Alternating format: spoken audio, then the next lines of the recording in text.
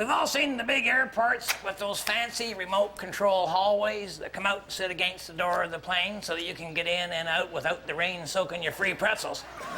Well, hey, I'm thinking, wouldn't it be great to have something like that at home?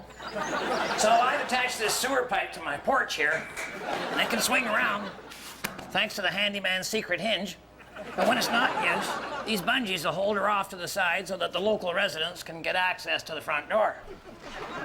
See, I don't do much air travel, so it's the only chance I get.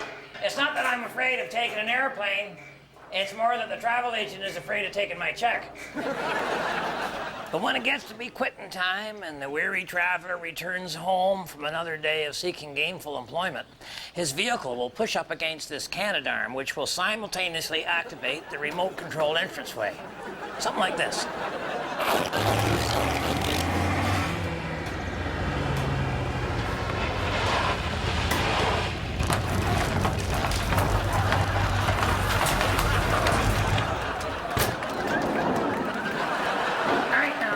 Make sure you go with a brand new sewer pipe when you do this, because I'll tell you, the used ones, just way too slippery. Now, if you'll excuse me, I got a meal to catch.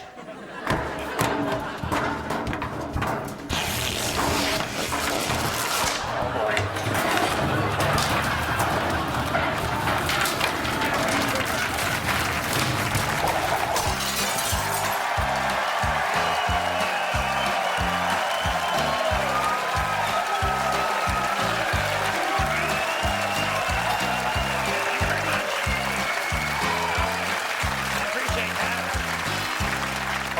After 30 years of giving it a real good try, I am finally prepared to admit that it is impossible for a normal guy with limited resources to make an affordable submarine.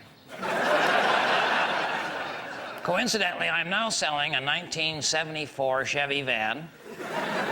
She's only $10. If you want a test drive, you better bring your scuba gear. Uncle Red! Yeah. Uncle Red! Yeah. Uncle Red, this is so great. This is so great. What is it, Harold? Got this letter here? Yeah. A major corporation wants you to do ads for them. Oh. Yeah. You mean like be a spokesman? Spokesperson. Oh. Get with the times, Uncle Red. Yeah. You should never identify anybody by their sex. Well, you've proven that, Harold.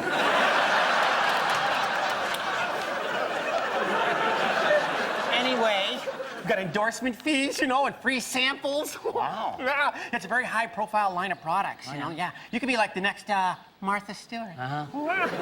But with dignity. Yeah. Yeah, and more like Ronald McDonald, huh? Yeah. And I can't tell you what the line of products are because, right. this deal hasn't been signed yet, so I can't tell you the company, okay? Fine. So Fine. don't try and get it out of me because I can't do that. That'd be unethical for me to do that, so don't. fine. Oh, you're so good. Okay, I'll tell you. Oh, Harold, can you back off on the saliva? I'm getting swimmer's ear. Try it again. Well, I drive one. Stop it! All right, sorry. You're gonna ruin everything. The deal hasn't been signed yet. You'll just kill it right off by doing that. Don't even. All right. Boy, they want you to do commercials, too. Oh, geez, Harold, I don't know about that. All you have to do is smile. See, there's always a catch. The ad features you in a hot tub with 6 models. You don't mean like your model airplanes, do you? No, I don't. No, I don't. Fashion models hired for their looks. Male models? No. Female models. Female human models. Yes. Trust me on this. All right. When you see these 6 healthy, young, 20-something models, in their thong bikinis.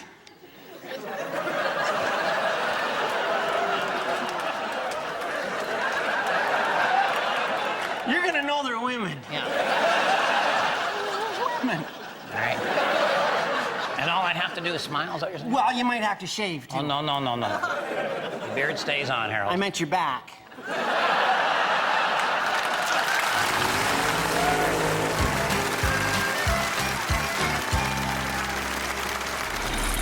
It's time for the Possum Lodge word game!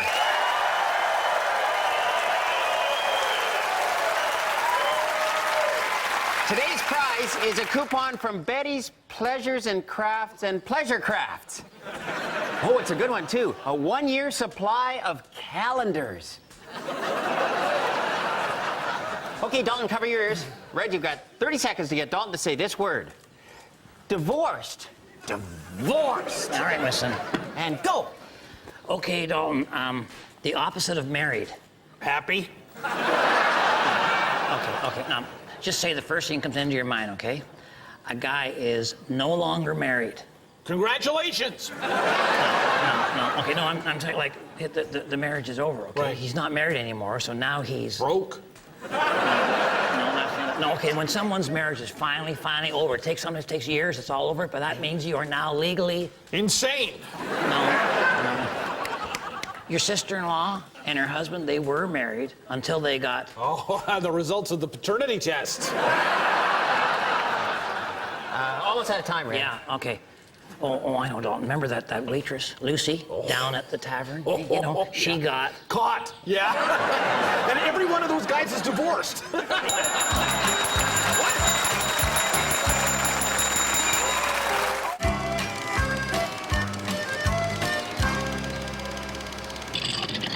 Welcome to the experts portion of the program, where we address those three little words that men find so hard to say. Okay, and here's today's letter.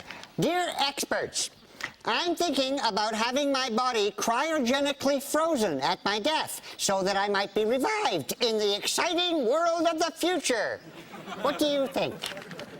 Oh, don't do it. I mean, you're going to wake up with an ice cream headache and knock your socks off. It's not that bad. You've had your head frozen, Hap? You know, that would explain a lot. No, we dabbled in cryogenics when I was at Harvard. Hap, if you went to Harvard, I went to Yale. So did I. I said Yale, not jail. No, I didn't go to Harvard. I was there as a consultant on cryogenics. Walt Disney was funding the project, and he wanted me in on it. Yeah? Sir, Hap, are you telling us that Walt Disney was a personal friend of yours? No, more like a business partner. I was the one who convinced him to go to 4 fingers instead of 5 on all of his cartoon characters. Cut his cost by 20%. Walt was one of the first to try cryogenics. Nobody knows where the body is. Oh, yeah, he's at Porta's best arena, Disney on Ice. I'm not sure if I understand what cryogenics is. Oh, don't encourage him, Mike, please. They stop your heart, and then they immerse you in liquid nitrogen, and then in the future they bring you back to life and fix whatever's wrong with you. Yeah, like, say, freezer burn. So, would you advise that it would be a good thing for this viewer? Well, nobody's ever done it, so we don't have any results. Could be risky. Oh, for sure. Like, a couple of years ago, old man Sedgwick had his assets frozen. Now he walks with a limp. So, I would advise that this viewer should proceed with extreme caution. Oh, you're right there, Mike. And it's also, you know, best to let some things lie. That's what we do with Hap. That's right. You ever seen these automatic coffee makers that have the timer so you can wake up to the smell of fresh coffee?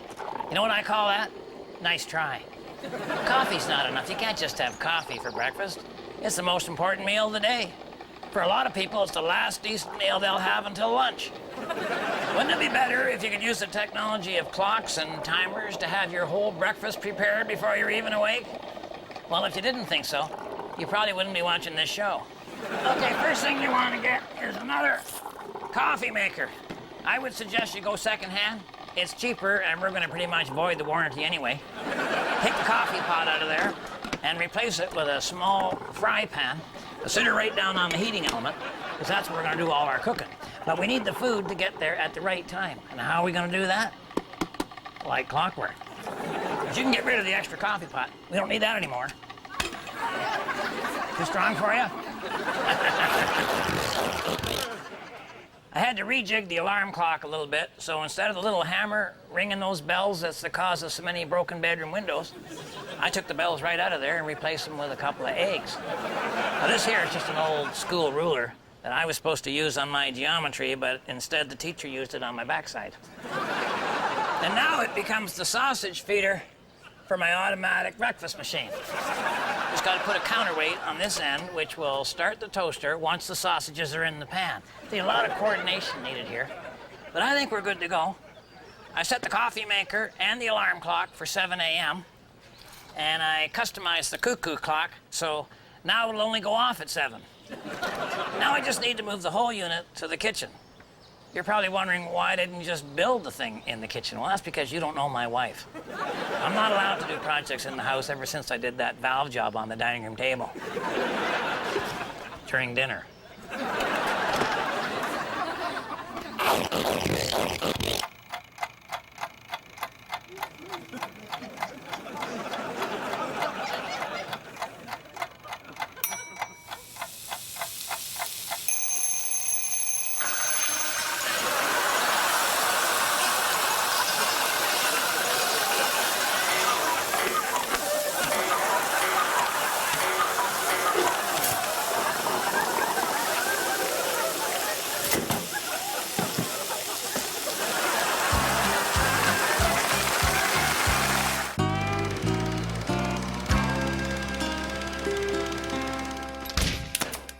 I was listening to the radio the other day, and they played our song. The song they were playing when Bernice and I met. It's funny how sometimes a song can define a relationship, eh? Like Harold's song is Alone Again. And Dalton and Anne-Marie's song, I believe, is Who's Sorry Now? But for Bernice and I, it's Bluebirds Over the Mountain by the King. That's right, Ursel Hickey. Remember Ursel Hickey? Boy, oh boy, oh boy, oh. But the one they played on the radio just now was like by some cover band. I mean, what is with that? I mean, it wasn't Ursel Hickey at all. It was like a no-name. Holy cow. I mean, Bernice and I, we want the real thing, especially when it comes to hickeys. What is with these guys? Why would they redo a perfectly good song and do it badly, huh? I mean, I sometimes do my own version of stuff. Like I might take a couple of ping pong bats and a weed whacker and make a ceiling fan out of them. But by golly, I would never disrespect a classic musical rendition like Ursel Hickey did of Bluebirds Over the Mountain. So if there's any musicians out there, for heaven's sakes, there'll never be another Ursel Hickey. Get over it, huh? Start making your own nostalgia and keep your cotton picking hands off mine. Thank you very much. Remember, I'm pulling for you. We're all in this together.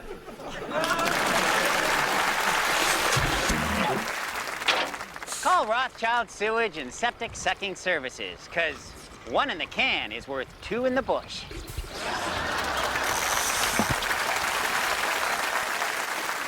Well, I spoke to my wife, Bernice, about the hot tub photo with the models thing. She's okay with it as long as I keep my clothes on. But I said, yeah, but, I can't control, what the women wear or choose not to wear. If they decide to go al fresco on this thing, I mean, I may see something that I'm maybe not supposed to see. She said, no problem, but she kept my glasses.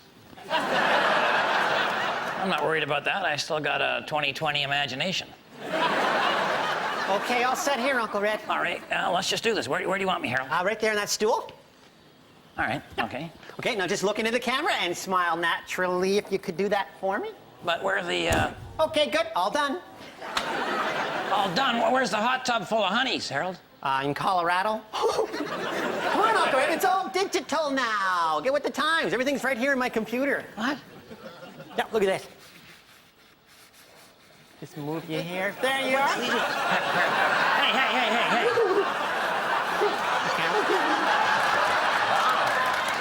Hey. Hey, can I do something like that with your head? Oh, yeah. Go. Okay, I'm gonna need a stock picture of a horse, though.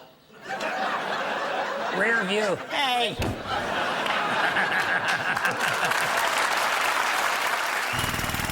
A bunch of us going on a camping trip there, had the tent trailer, and just, I guess we'll take this spot. But we noticed almost immediately that the tent trailer seemed to be missing, and then there's Walter there, but I don't think he's got it. And big argument as to who didn't hook it up properly, and just relax. Good news, guys, good news, it followed us. Okay, seem to have picked up a few clothes on the clothesline and so forth on the way, but that's a good spot right there. So we'll go over there and we'll just set her up right where she is. Just get the clothes. Oh, that's kind of neat. Oh, and Walter, for like one of those garden gnomes, picked up one of those. He likes those. Of course, Mike and Dalton are anxious to get at the food. You know, we've been traveling for over 10 minutes now, and so Dalton's helping Mike into the unit. Then he leans back, and of course, I found that.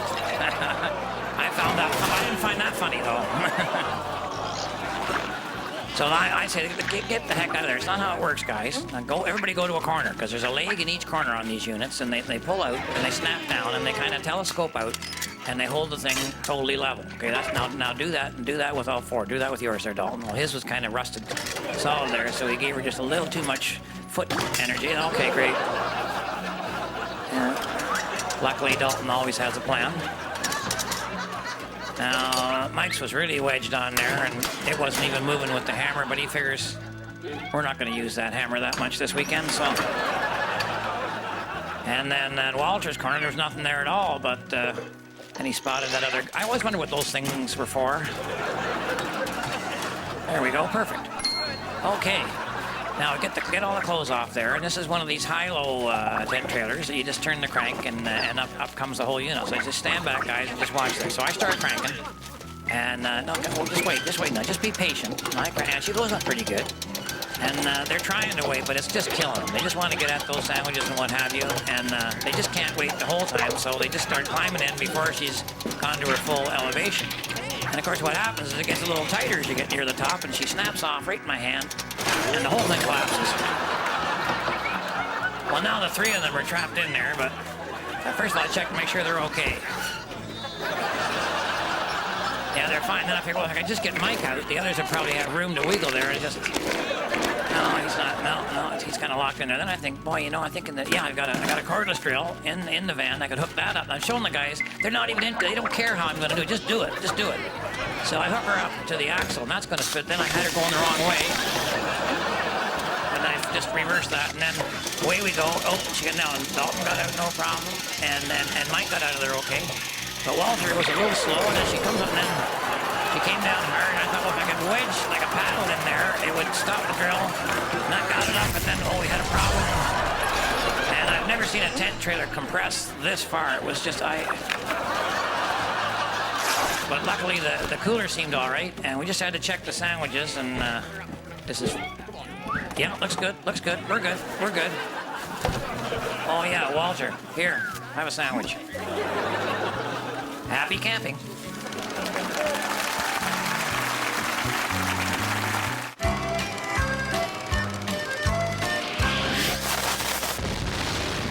Got a bit of a crooked floor here, and it's making the game of pool a real challenge.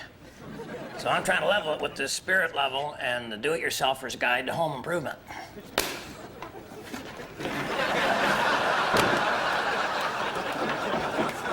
Okay, now we got two options. Either get another copy of the book or get creative. Let's see what a real man does.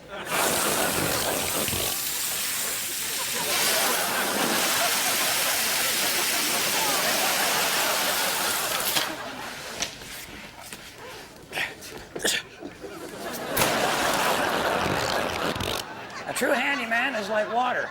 He finds his own level.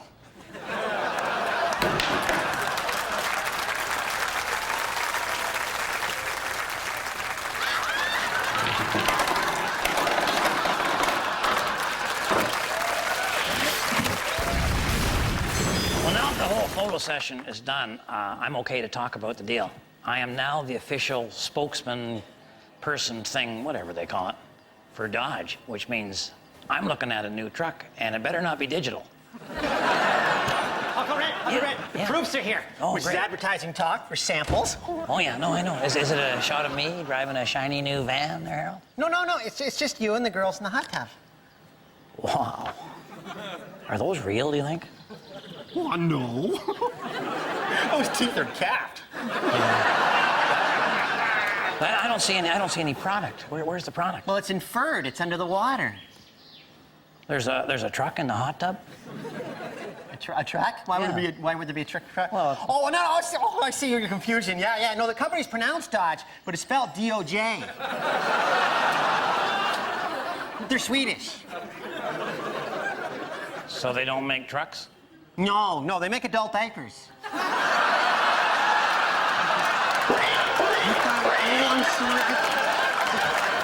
It's meeting time. Yeah, you go ahead, Harold, but nobody's to find out about this, okay? Absolutely. All right, great, thanks. I appreciate that.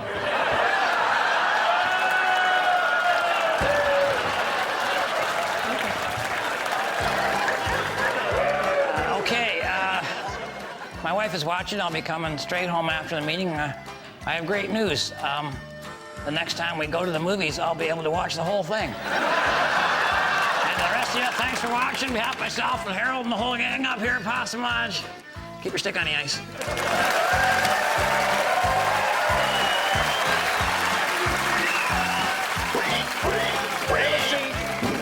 Hey, sit down, guys, sit down over there. All rise. Quando, Omni, Flunkus, Moritati. Sit down. And bow your heads for the man's prayer. I'm a man, but I can change if I have to, I guess. Okay, man, there's probably been some misinformation going on around what we have in these, but this is actually a special new product from Sweden, and it's for very quick boat repairs. Hides leaks.